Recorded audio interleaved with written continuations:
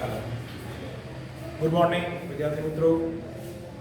આજે આપણે એસપીની અંદર આપણો જે પાઠ ચાલે છે એની અંદર નવો ક્વેશ્ચન ડીમેટ ખાતું. ડીમેટ ખાતું એટલે શું? ડીમેટ ખાતું ખોલાવવાની જરૂરિયાત શા માટે પડે? તો પહેલા તો મિત્રો ડીમેટ ખાતાનો અર્થ આપણને ખ્યાલ હોવો જોઈએ. ડીમેટ ખાતું કોને કહેવાય? આપણે ખ્યાલ છે કે શેર હોય એ બે સ્વરૂપમાં હોય છે. એક ભૌતિક સ્વરૂપમાં હોય કે જેમાં શેર હોલ્ડરને પ્રમાણપત્ર શેર પ્રમાણપત્ર આપવામાં આવે અને જેને ફિઝિકલી શેર કહેવાય. અને બીજા શેરનો પ્રકાર છે અમૂર્ત શેર, જેમાં શેર હોલ્ડરને કોઈ પણ પ્રકારનું પ્રમાણપત્ર આપવામાં આવતું નથી. આ શેર હોલ્ડર છે વર્તમાન સમયની અંદર અત્યારે આપણે મોટા ભાગની કંપનીઓ લગભગ કંપનીમાં 2013 કંપની ધારો 9 આવ્યો તો 2013 ના કંપની ધારા અનુસાર હવે આખા વર્લ્ડની અંદર કોઈ પણ લિમિટેડ કંપની હોય એ જ્યારે શેર હોલ્ડરને શેર આપે છે એ ડીમેટ સ્વરૂપના હોય છે. તો અત્યારના સમયની અંદર ભૌતિક સ્વરૂપના શેરો ક્યાંય આપવામાં આવતા નથી. અત્યારે આપણો આધુનિક યુગ છે, ઇલેક્ટ્રોનિક વ્યવહારો થાય છે, કોમ્પ્યુટર, લેપટોપ એનો ઉપયોગ થાય છે. 4G અને 5G ના સમયની અંદર અત્યારે આપણે બધા લોકો ડીમેટ શેર છે એ કરવામાં આવે. તો મિત્રો ડીમેટ એટલે શું? તો ડીમેટ શબ્દનો અર્થ પહેલા ખાસ ધ્યાન આપજો. ડીમેટ શબ્દનો અર્થ એવો થાય છે કે કોઈ પણ કંપનીમાં ભૌતિક સ્વરૂપમાં ભૌતિક શેર પ્રમાણપત્રને ઇલેક્ટ્રોનિક સ્વરૂપમાં રૂપાંતરિત કરવાની પ્રક્રિયાને ડીમેટ તરીકે ઓળખવામાં આવે. કે ભૌતિક સ્વરૂપના તમારા જે શેરનો પ્રમાણપત્ર હોય આ પ્રમાણપત્રને ઇલેક્ટ્રોનિક સ્વરૂપમાં ફેરવવાની જે ક્રિયા છે એ ક્રિયાને આપણે ડીમેટ તરીકે ઓળખવામાં આવે છે.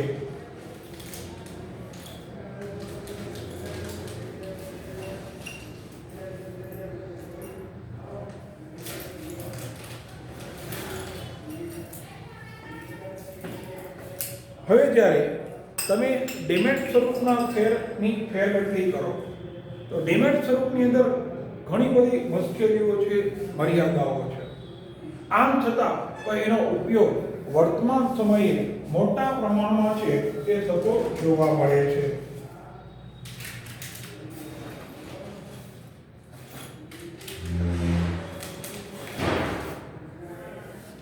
તો ડીમેટ સ્વરૂપના શેરની વ્યાખ્યા મુજબ ડીમેટ સ્વરૂપ છે એને આપણે અહીંયા કહેવામાં આવે છે વ્યાખ્યા ભૌતિક શેર પ્રમાણપત્રને ઇલેક્ટ્રોનિક સ્વરૂપમાં રૂપાંતરિત કરવાની ક્રિયા એને આપણે ડીમેટ તરીકે ઓળખવામાં આવે. એની એકદમ સરળ અને સિમ્પલ વ્યાખ્યા આપવામાં આવી છે. હવે એનું જરૂરિયાત અને એનું મહત્વ. ડીમેટ સ્વરૂપનું મહત્વ શું છે? શા માટે અત્યારના સમયમાં ડીમેટ છે એ ખૂબ આવશ્યક બન્યું છે? એની જરૂરિયાત શું કામ છે? તો ડીમેટ સ્વરૂપની જરૂરિયાત એનું મહત્વ સમજાવવા માટે પહેલો પોઈન્ટ એમ કે શેર પ્રમાણપત્ર ખોવાઈ જાય કે ફાટી જાય, કંપની હોય એ પોતાના શેર હોલ્ડરને પ્રમાણપત્ર આપે. હવે આ પ્રમાણપત્ર એક કાગળના સ્વરૂપમાં હોય.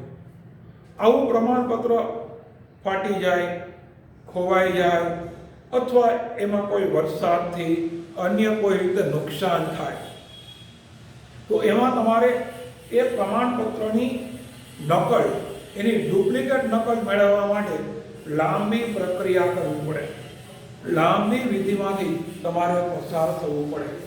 તો મિત્રો ખાસ ધ્યાન આપજો કે શેર પ્રમાણપત્ર જે એની નકલ મેળવવી છે એ નકલ મેળવવા માટે ખૂબ વધારે સમય, લાંબી કંટાળાજનક પ્રક્રિયા છે એમાંથી આપણે પસાર થવું પડે. એના બદલે જો તમારા શેર ડીમેટ સ્વરૂપે હોય તો તમારે આ પ્રક્રિયામાંથી પસાર થવું પડે નહીં. અત્યારનો આપણો સમય છે, અત્યારે આપણે બધા માણસો પાસે બધું છે, સમય નથી. તો સમયની મર્યાદાને કારણે ડિમેટ શેર છે એ અત્યારે ખૂબ વધારે ઉપયોગી બન્યા. ને અમે તમે જુઓ કે કંપની, અમુક કંપની એવી હોય એના શેર તમે વર્ષોના વર્ષો સુધી આપણે સાચવી રાખીએ. એક તમને ઉદાહરણ આપું, રિલાયન્સ કંપની છે, રિલાયન્સ ઇન્ડસ્ટ્રી. રિલાયન્સ ઇન્ડસ્ટ્રી જે 1989ની અંદર પોતાના પેદાવેલા શેર સમાજના લોકો માટે બહાર પાડ્યા 1989માં. તો એ રિલાયન્સ ઇન્ડસ્ટ્રીઝના 89ની સાલના શેર સાચવનાર વ્યક્તિઓ આપણા સમાજમાં હોય છે.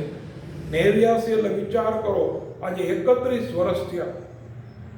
તો એક 30-31 વર્ષ કોઈ પણ કાગળને સાચવવું તો એ કાગળને, પ્રમાણપત્રને વાતાવરણની અસર થાય, ભેજની અસર થાય, વરસાદની અસર થાય, કાગળ ફાટી જાય, લાંબો સમય તમે કાગળને સાચવી શકો નહીં.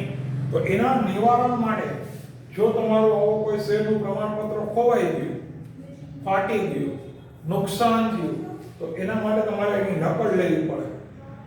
એ નકલ લેવા માટે કંપનીમાં એની ખૂબ લાંબી જટિલ પ્રક્રિયા છે. તો આ વિધિના નિવારણ ન કરવું પડે, એના નિવારણ માટે આપણો ડિમેટ છે એ ઉપયોગી બને.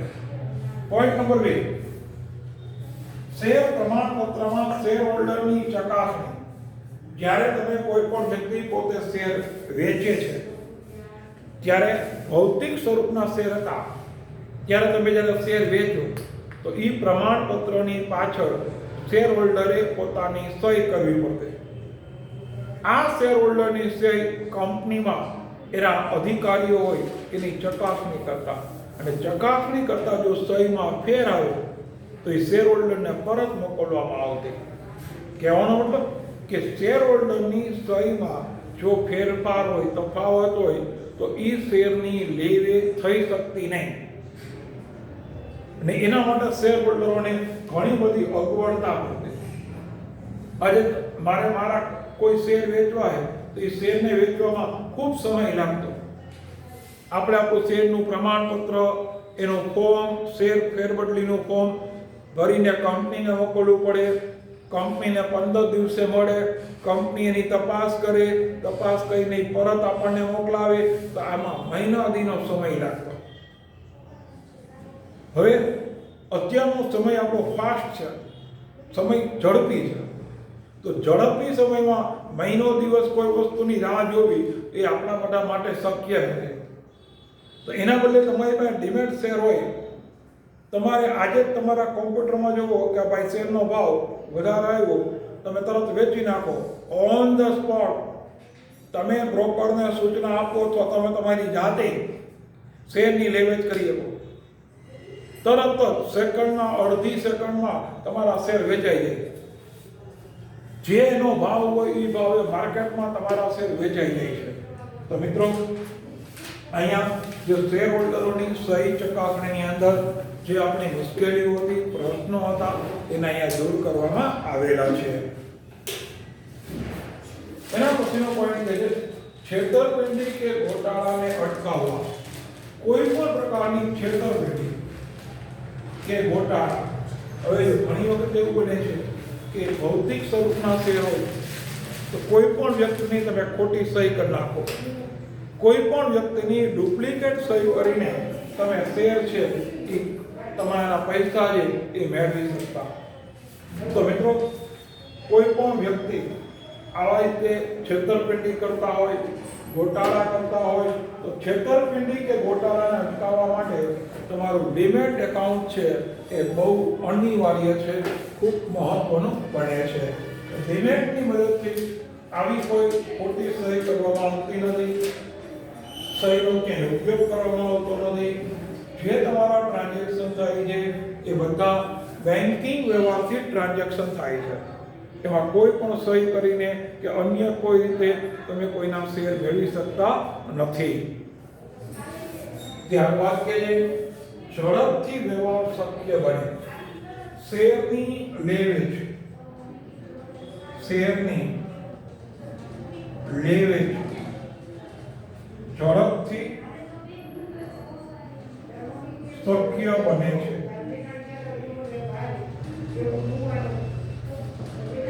આજે આપણે ડીમેટ એકાઉન્ટની અંદર તમારા ડીમેટ સ્વરૂપમાં શેર પડ્યા હોય તો એ શેરને તમે ગમે ત્યારે વર્ષના 365 દિવસના ટૂંકમાં માર્કેટ ચાલુ હોય, શેર બજાર ચાલુ હોય, માર્કેટ ચાલુ હોય ત્યારે કોઈ પણ સમયે તમે તમારી કંપનીના શેર વેચી શકો અને ખરીદી પણ શકો. 16 માર્ચથી શુક્રવાર લગી માર્કેટ ચાલુ હોય, સવારના 10 વાગે માર્કેટ ચાલુ થાય તો બપોરના 4 વાગ્યા સુધી તમે શેરની લેવેચ કરી શકો.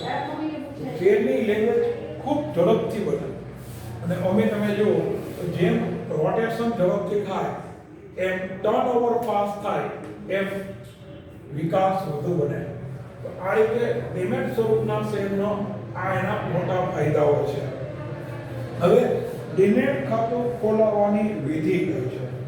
આપણે ડીમેટ ખાતું ખોલાવવું હોય તો ડીમેટ ખાતું ખોલાવવા માટે તમારે કઈ વિધિમાંથી પસાર થવું પડે એને અહીંયા આપણે લેવામાં આવે છે. ડીમેટ ખાતું ખોલાવવા માટે સરકારે આપણી નિયમ બનાવ્યા છે સેબી. સેબી એટલે કે SEBI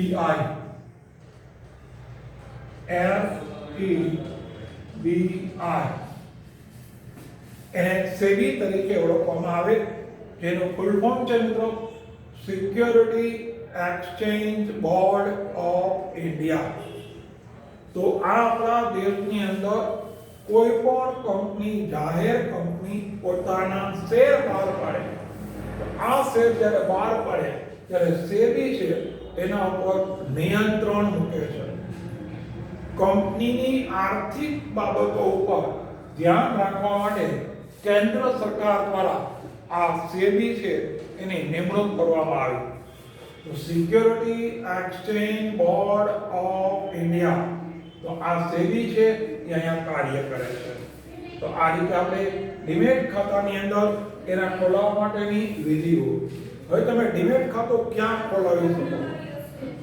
NSDL, CDSL આ બે નાણાકીય સંસ્થા છે કે જે નાણાકીય સંસ્થા શેરની અંદર તમને ડીમેટ ખાતા ખોલાવી આપે.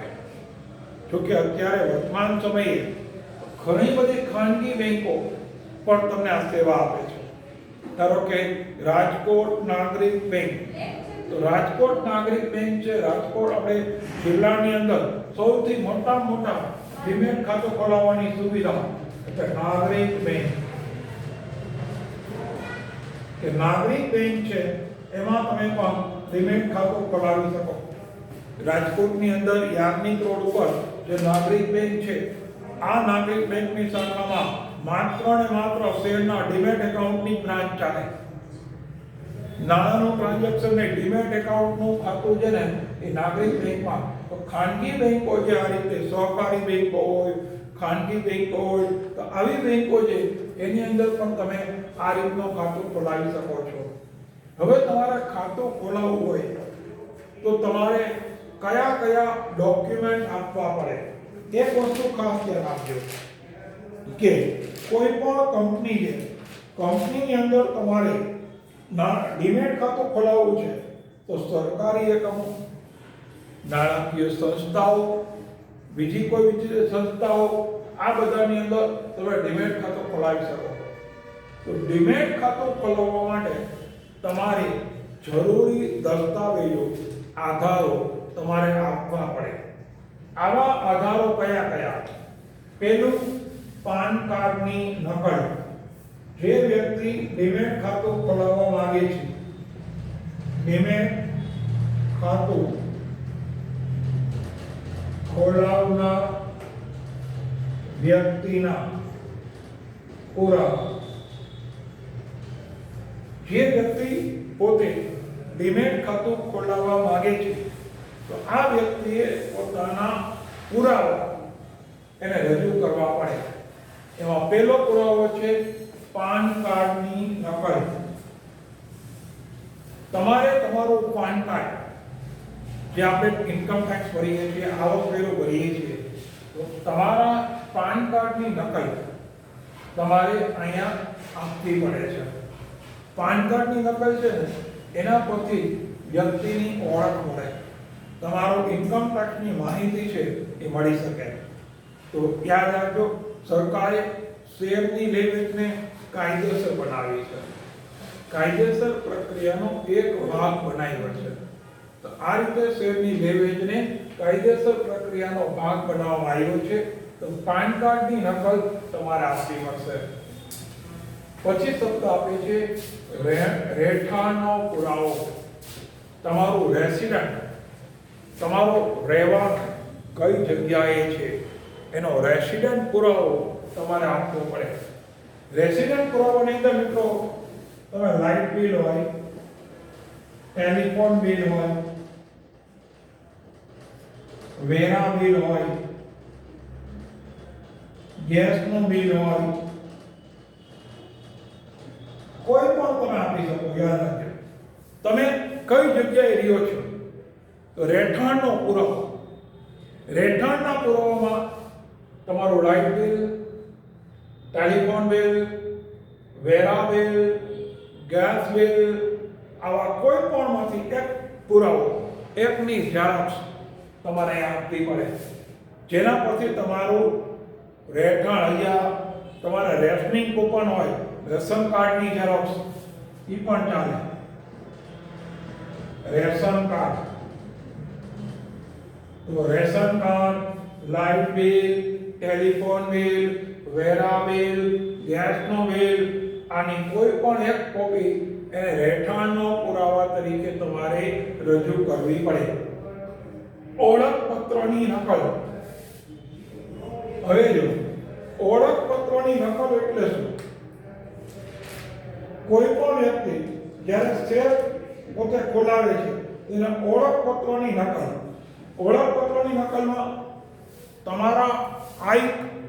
તમારા ફોટા વાળું કાર્ડ, તમારો જેમાં ફોટો આવે, તમારો ફોટો આવે એવું કોઈ પણ કાર્ડ, ઇલેક્શન કાર્ડ, ચૂંટણી કાર્ડ એ ચાલે, લાયસન્સ ચાલે, આધાર કાર્ડ ચાલે. એટલે આમાં આપણે આધાર કાર્ડ લખ્યું. આધાર કાર્ડ એવા છે, તમારો ચૂંટણી કાર્ડ હોય, ઇલેક્શન કાર્ડ, એ પણ તમારે ઓળખ તરીકે ચાલી શકે. તમારું લાયસન્સ છે, ડ્રાઇવિંગ લાયસન્સ, એ પણ ઓળખ તરીકે ચાલે. તો તમારા ફોટા વાળું કોઈ ઓળખ કાર્ડ, જેમાં આધાર કાર્ડ મેઇન છે. આધાર કાર્ડ એ આપણે ભારતીય નાગરિક હોવાની એક ઓળખ છે. તમે ભારતના નાગરિક છો એની ઓળખ આધાર કાર્ડ છે. તો આધાર કાર્ડ, તમારું ચૂંટણી કાર્ડ, લાયસન્સ, આ બધું તમારે આવી શકે. પછી કહીએ આવકવેરા રિટર્નની કોપી. હવે આવકવેરો રિટર્ન એટલે શું? અત્યારે આપણી સરકારે એવો નિયમ બનાવ્યો છે કે તમારી આવક કરપાત્ર હોય કે ન હોય, તમારી આવક ટેક્સેબલ હોય કે ન હોય, તમારે આવકવેરા રિટર્ન ભરવું પડશે. બરાબર ધ્યાન આપો. અત્યારે આપણે તમારી આવક વર્ષની 3 લાખની ઉપર હોય તો સરકારે નિયમ કર્યો છે, ભલે આ આવક ટેક્સેબલ નથી, એના પર ટેક્સ નહીં ભરવો પડે, પણ તમારી આવક 2.5 લાખથી 3 લાખની ઉપર ગઈ એટલે તમારે રિટર્ન કરવું ફરજિયાત છે. તમારે કાયદેસર આ આવક દર્શાવવી ફરજિયાત છે. તો તમે આવકવેરા રિટર્ન, યાદ રાખજો, આવકવેરા રિટર્નની કોપી. આ આવકવેરાનું રિટર્ન તમને ઘણી બધી રીતે ઉપયોગી પણ બને છે. આવકવેરાનું રિટર્ન તમને ઘણી બધી જગ્યાએ કામમાં આવે છે. તમારે લોન લેવી હોય તો તમારી આવક છે ટેક્સેબલ વ્હાઇટ મની, એ આના પરથી જાણી શકાય. તો આવકવેરા રિટર્નની કોપી આપવી પડે. પાસપોર્ટ સાઇઝના ફોટા. તમારા ફોર્મ ભરો છો તો બેંક પોતાની પાસે એ આધાર રાખે, કે કઈ વ્યક્તિનું ડીમેટ ખાતું છે, તો તમારા પાસપોર્ટ સહિતના ફોટા તમારા ફોર્મમાં જોઈન્ટ થઈ જાય છે અને આ પાસપોર્ટ સહિતના ફોટા બેન્કિંગ ઇલેક્ટ્રોનિક બેન્કિંગ દ્વારા બેંક પોતાના કોમ્પ્યુટરમાં રાખે.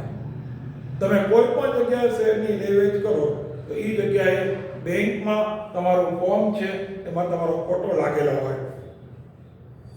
સ્ટેમ્પ પેપર સાથે અરજી ફોર્મ.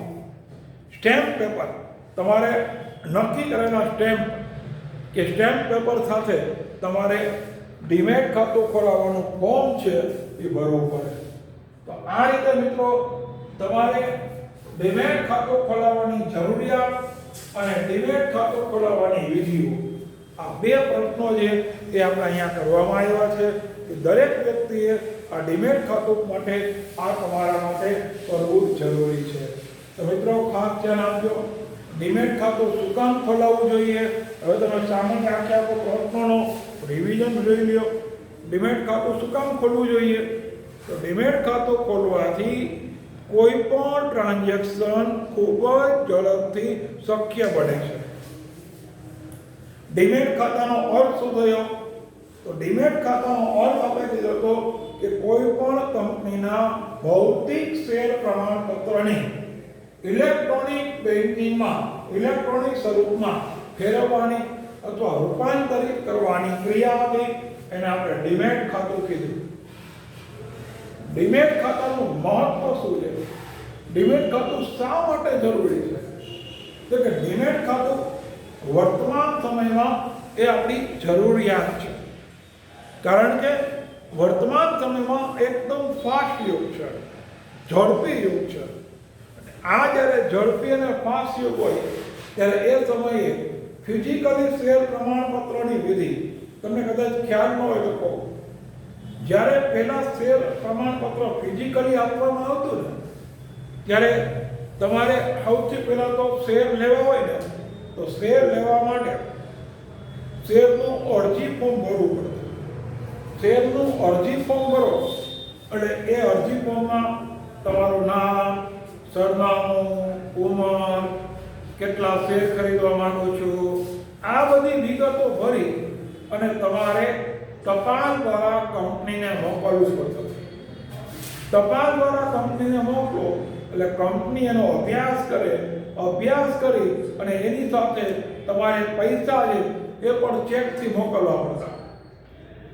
એટલે તમારા ખાતામાંથી એ પૈસા કંપની લે. જ્યારે તમને શેર આપવામાં આવે ત્યારે એ કંપની તમારા ખાતામાં જે પૈસા લીધા હોય એને કાયમી કરે. તો મિત્રો આ બધી વિધિ જે હતી ને એ બહુ લાંબી હતી. પહેલાના વખતમાં તમે કોઈ પણ કંપનીના શેરમાં આઈપીઓ ભરો, શેર લેવા માટેનો ફોર્મ ભરો તો તમારે 3 મહિનાનો સમય લાગતો. 3 મહિના લગી કંપની તમારા પૈસા સાચવતી. 3 મહિનાનો તમે વિચારો કે એનું વ્યાજ ગણો તો વ્યાજની તમારા પૈસાનો તમે ઉપયોગ ન કરી શકો, એનું વ્યાજ આવું કાંઈ ના મળે. 3 મહિના પછી તમને કંપની કહેતી કે તમને શેર લાગ્યા છે તો પ્રમાણપત્ર મોકલતી, નથી લાગ્યા તો તમારા પૈસા રિફંડ સ્વરૂપે પરત મોકલતી. હવે એના બદલે હવેના માણસો પાસે એટલી બધી રાહ જોવાનો સમય નથી. હવે આપણે ફટાફટ કરવા માંગીએ છીએ તો એમાં ડીમેટ છે એ તમને ઉપયોગી બને. તમારું પ્રમાણપત્ર ફાટી ગયું હોય, ખોવાઈ ગયું હોય, ચોરી થઈ ગઈ હોય તો એ માટે તમે ડુપ્લિકેટ લેવા જાઓ તો લાંબી વિધિ કરવી પડતી. તો એનો વિકલ્પ ડીમેટ એનો વિકલ્પ બની ગયો. પછી કીધું કે કોઈ શેર હોલ્ડરની જ્યારે પોતાના શેર વેચવા જાઓ તો શેર વેચતી વખતે તમારે સહીની ચકાસણી થાય. હવે તમે બેંકમાં પૈસા ઉપાડવા જાઓ તો બેંકવાળા કેમ તમારા ચેકમાં તમારી સહી જોવે. સહીમાં એક અક્ષર આડાવડો હોય, એક લીટો વધારે હોય, એક લીટો ઓછો હોય તો બેંકવાળા પૈસા ન આપે. એમ શેર પ્રમાણપત્રમાં પણ આવું થતું કે જરાય તમારામાં ફેરફાર હોય, વસ્તુમાં થોડો ઘણો પ્લસ માઇનસ હોય તો શેર પ્રમાણપત્રમાં એની ફેરબદલી થઈ શકતી નહીં. એ રિટર્ન થતું, પાછું હતું. તો આ બધી ક્રિયા એ ગૂંચવણ ભરેલી હતી. તો એના બચવા માટે ડીમેટ તમને ઉપયોગી બને. કોઈ ડુપ્લિકેટ સહી કરી અને કંપનીને છેતરે નહીં, ગોટાળા ન થાય એના માટે પણ ડીમેટ સમય ઉપયોગી બને અને ઝડપથી ટ્રાન્ઝેક્શન વ્યવહારોનું થઈ શકે એના માટે પણ ડીમેટ છે એ ઉપયોગી બને. ડીમેટ ખાતું ક્યાં ખોલાવી શકો? તો ડીમેટ ખાતા ખોલવા માટેની સંસ્થા NSDL અને CDSL આ બે સંસ્થા છે, નાણાકીય સંસ્થા, કે આ નાણાકીય સંસ્થાની અંદર તમે ડીમેટ ખાતા છે એ ખોલાવી શકો. એ ઉપરાંત તમે ખાનગી બેંકોની અંદર પણ તમે ડીમેટ ખાતા ખોલાવી શકો. તમારે ડીમેટ ખાતું ખોલાવવું હોય તો કયા કયા પુરાવા દેવા પડે? તો પેલું પાન કાર્ડની નકલ, આ બહુ મહત્વની છે, યાદ રાખજો. પાન કાર્ડ છે એના પરથી તમારા નાણાકીય બાબત હોય ને, કોઈ પણ આર્થિક અથવા નાણાકીય બાબત, તો નાણાકીય વ્યવહારમાં પાન કાર્ડ છે એ મહત્વનો પુરાવો ગણાય. તમારે પાન કાર્ડ છે એ રજૂ કરવું પડે. રહેઠાણનો પુરાવામાં તમે કોઈ પણ લાઇટ બિલ, ટેલિફોન બિલ, વેરા બિલ આપી શકો. એટલે નંબર 2 રેસિડન્ટ એડ્રેસનો પ્રૂફ, ઓળખ, તમારો ફોટો આઈડી. ફોટો આઈડી એટલે તમારો આધાર કાર્ડ, ઇલેક્શન કાર્ડ, લાયસન્સ, આમાંની કોઈ પણ કોઈ એની કોપી આપવાની. આવકવેરા રિટર્ન, તમે જે આવકવેરો ગયા વર્ષે રિટર્ન ભર્યું હોય એ રિટર્નની કોપી, એના પરથી ખબર પડે કે તમારી ચોખ્ખી આવક કેટલી છે. તો તમારી ચોખ્ખી આવકનો ખ્યાલ આવકવેરા રિટર્ન ઉપરથી મળી શકે, એ પણ તમારે રજૂ કરવું પડે છે. પાસપોર્ટ સાઇઝના 2 ફોટા, પાસપોર્ટ સાઇઝના તમારા 2 ફોટા આપવા પડે કે જેમાં તમારા ફોર્મ હોય એમાં ફોટા લગાડવામાં આવે છે. અને છેલ્લે અરજી ફોર્મ જરૂરી સ્ટેમ્પ લગાવેલું, યાદ રાખજો. તમારું અરજી ફોર્મ એમને ન થાય, એમાં સ્ટેમ્પ લગાડવી પડે. સ્ટેમ્પ લગાડો ત્યારે તમારું એ ફાઇનલી સાચું બની શકે. તો અરજી ફોર્મ સાથે સ્ટેમ્પ તમારે રજૂ કરવું પડે. તો આ રીતે આટલી વિધિઓ તમારે કરવી પડે છે. બરાબર છે? વિડીયો બરાબર જોવા માટે એ તમે હેડફોનનો ઉપયોગ કરજો અને સમજજો. અને વિડીયોમાં જ આપણને સમજાયું છે 2 પ્રશ્નો, એને તમારે તમારી નોટબુકમાં લખવા જોઈએ. નોટબુકમાં લખશો તો તમને ખ્યાલ આવશે કે ભાઈ ખાલી યાદ રહેશે. ખાલી વાંચે વિડીયો જોઈએ તમને યાદ રહેશે એવું માની શકવાનું નહીં. Okay, thank you.